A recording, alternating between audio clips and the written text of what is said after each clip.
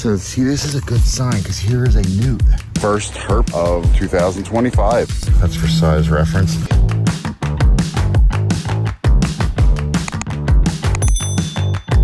Today's gonna be a mixed bag of things. First, I'm gonna try to find a tiger salamander in Salem County, New Jersey. I've tried this spot a few times. I have a very promising looking vernal pool here. It's cold, it's windy as hell, but this is the time I carved out to give it another shot, and then later we're gonna meet up with Matt again before he heads back to Florida and see what else we can turn up. So I was hoping there was a little bit of water in this vernal by now. There's not, but that doesn't mean that the salamanders haven't moved. Last time I was here, I found 3 marbles, and I found a newt here about 2 years ago. So it's very promising to hold tigers. They use the same pools, especially in this kind of habitat.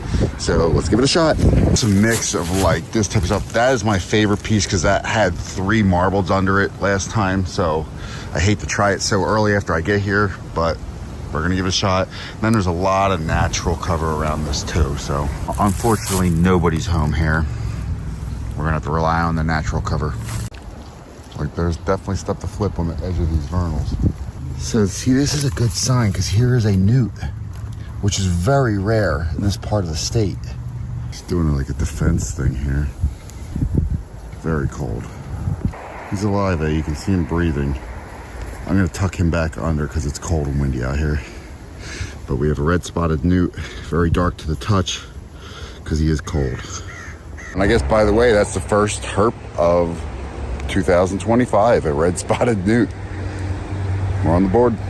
All right, he's a little more lively now. He's got his eyes open. He doesn't look so dead. Check out the bottom of him. And like I said, he's pretty dark, so you can't really see those red spots. You can barely see him on his back.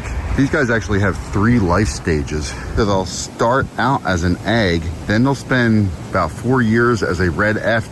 This guy looks like he's an adult. He's about, sorry buddy. He's about to head back into the water if there was water here from the head back into, because they'll turn green, that tail will turn in fin-like, and then they'll spend their 3rd year of life back in the water. That's why they're different than the other salamanders. All right, so I'm actually gonna move this newt over here because if you look, this is a nice thick piece and it's very wet under here. Whereas his spot was really dried out. He may have been frozen in a week. So see how wet this is in here? So he'll be good in here. Go ahead, buddy. We'll tuck him in, throw some wet stuff on top of him, and then put this log back. And he should be good. This habitat looks vernal pooly, if that's a word, but I'm not finding much to flip that's not like rotten logs. I'm gonna go up towards the edges of this depression. All right, so we got 2 small marbles. That's for size reference. Another one here that's almost all black. At least it's something. All right, so hopefully you can hear me because the wind is pretty nasty out here. We didn't do too well with Matt. I can see Ariana this time too, and see Matt before last time before I get to Florida. I'm looking at for a snowy owl in these dunes. They show up almost every year. Some years are way better than others. They show up, they love beaches, they love farm fields, they like airports. I had to switch hands because it's freezing. Okay, so yeah, they're a northern owl, but when you have like really good years where a lot of the young survive, or there's a lot of snow, so it seems like that's what's happening this year. I wanted to punish myself with some of this wind and sand beating my face, so hopefully we can find one. I just want to show you something. This is why it's so peaceful. Last light, you see this stretch of beach, right? I am the only person out here. The only person out here.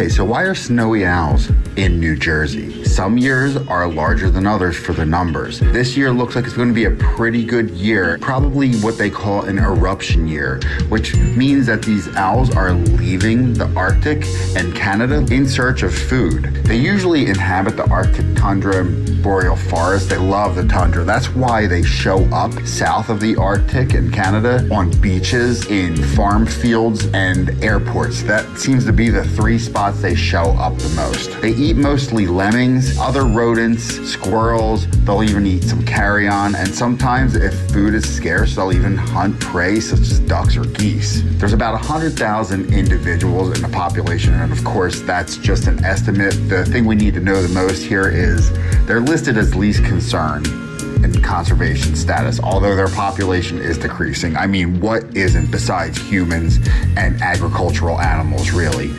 The neat thing about snowy owls is they nest on the ground in open fields. This way they can easily see predators coming from a distance. They're the second largest owl in North America, but the heaviest. I think the great gray owl is a little bit taller, but they are definitely the heaviest. They can feel vibrations of their prey through the pads on their feet, and this helps them to detect potential food sources. A lot of times the snowy owl is a diurnal raptor. It does hunt during the day. It can hunt both at night and during the day depending on how hungry it is, but it prefers the day. Their eyes are especially adapted to see in low light conditions. Compared to us, they can see about 3 times as well as us. Snowy owls are monogamous and they mate for life. And finally, if you're a Harry Potter fan, you know snowy owls already because this was Harry Potter's owl, Hedwig. Wow. Never do know. I didn't know if I would find that thing or not.